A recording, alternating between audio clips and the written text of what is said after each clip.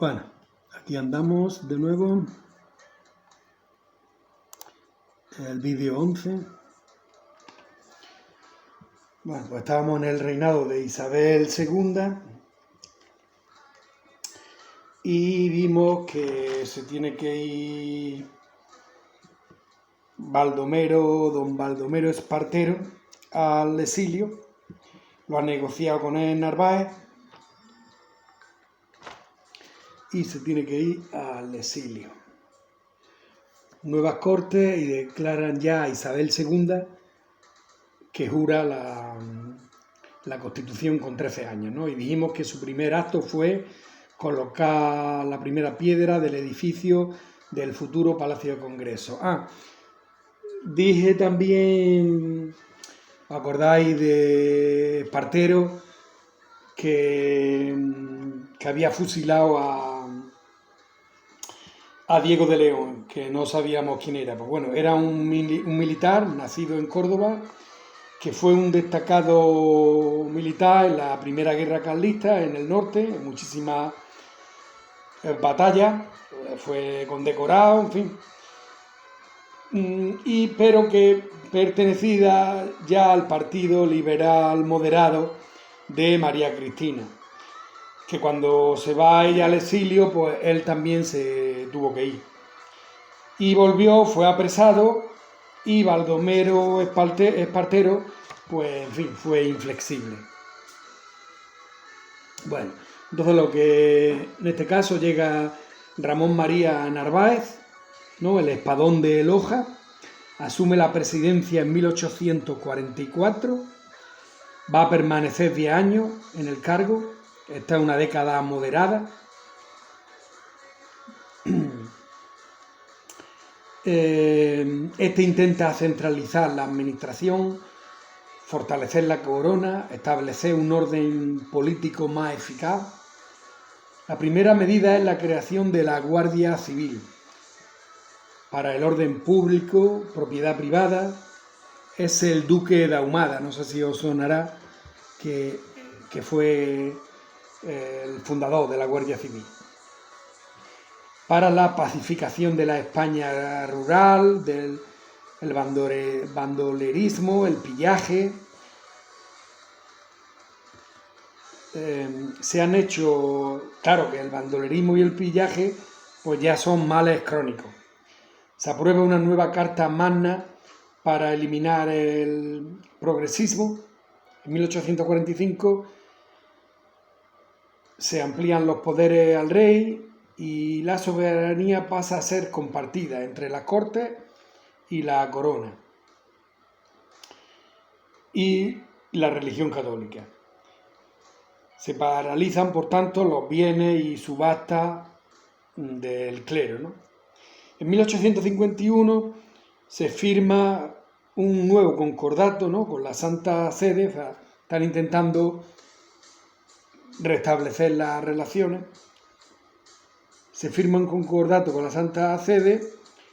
Son unos esfuerzos por reconciliarse con la Iglesia después de lo de Mendizábal, a cambio de que el Estado se haga cargo de la Iglesia y Roma se olvide de la desamortización.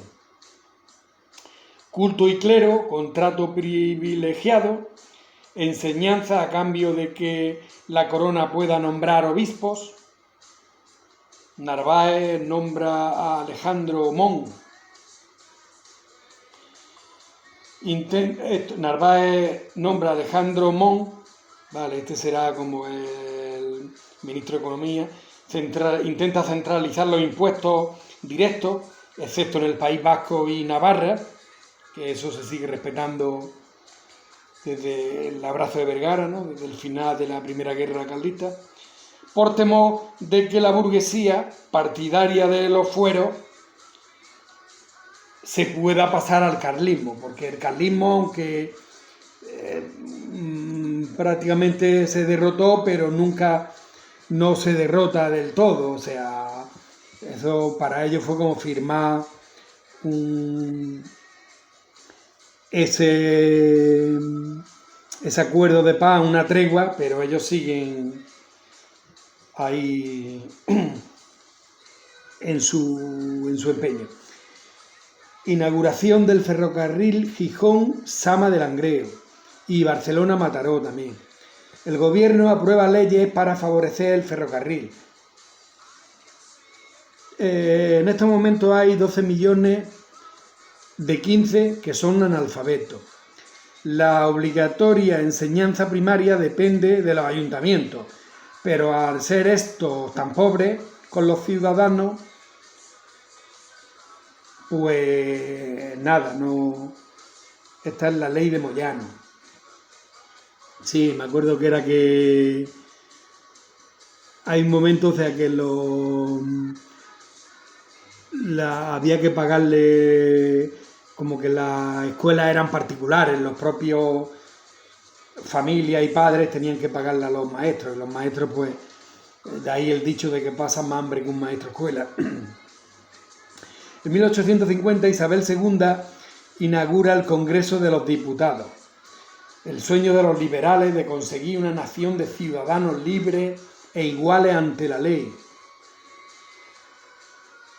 se hace realidad en este palacio del liberalismo. En 1846 Isabel II se casa con Francisco de Asís, afeminado. 10 años de liberales moderados le han desgastado y obligan a Narváez a retirarse a un segundo plano. Inestabilidad política en España, en 1854.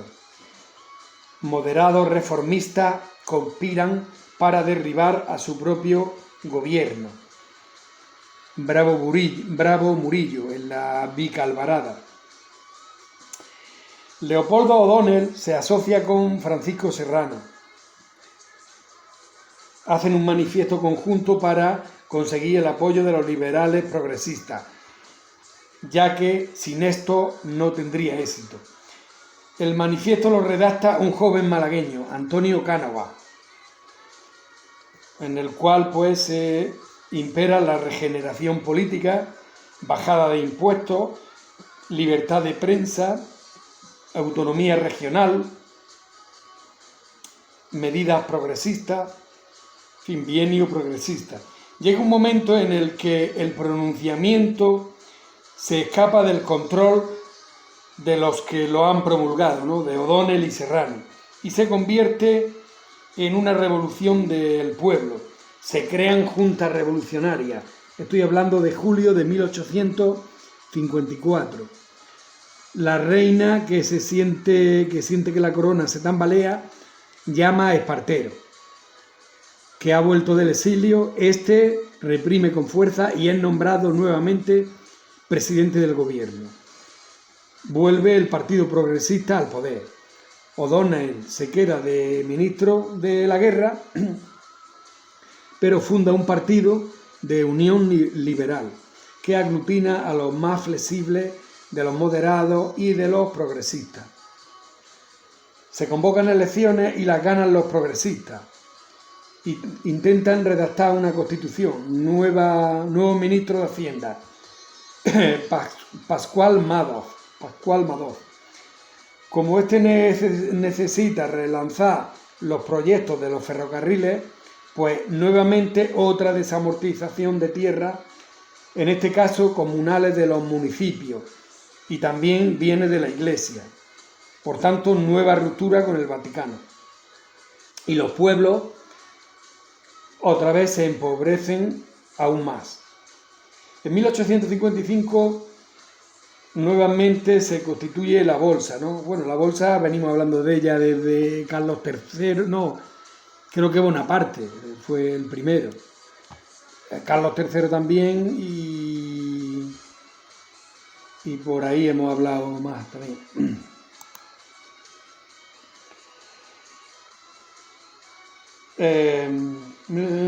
Construcción de ferrocarriles. El Estado invierte el dinero obtenido de la desamortización y aprueba una ley que incentiva el capital extranjero para invertir, especialmente el francés, y se hace con la mayoría de las compañías ferroviarias. Hay ya en ese momento 5.000 kilómetros de ferrocarril. En España un kilómetro de vía vale por 5 kilómetros en Francia, ¿no? O sea, a nosotros nos cuesta 5 veces más por la geografía del terreno. A pesar de los esfuerzos de los liberales por modernizar España, pues el cólera, hambruna continúan abatiéndose cíclicamente en el país.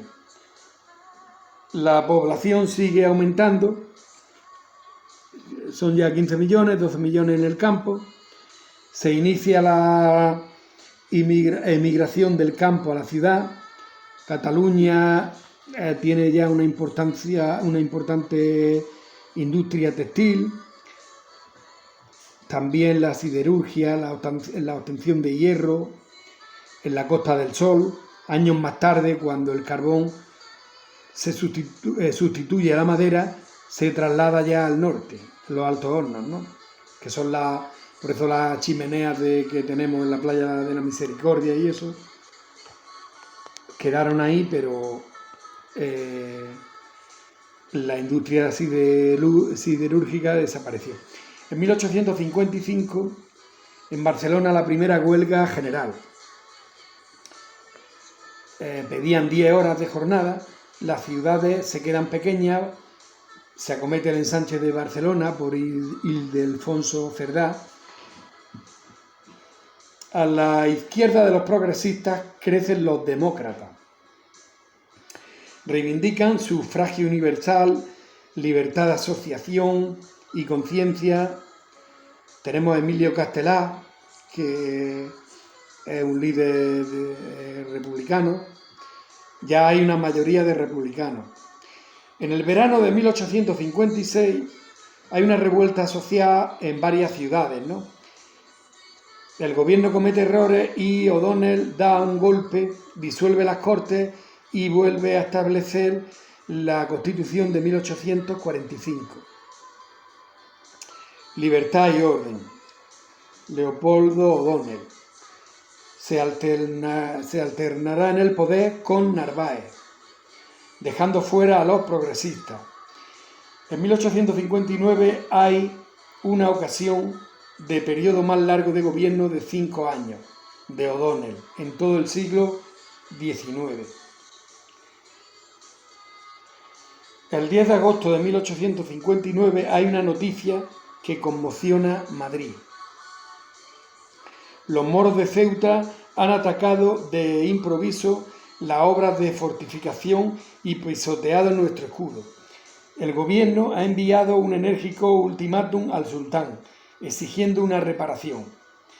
El gobierno presidido por O'Donnell, temeroso de que una revuelta le apeara del poder, aplica una receta importada de Gran Bretaña y Francia, y es crear conflictos exteriores para asegurar la unidad interior y olvidar los problemas internos.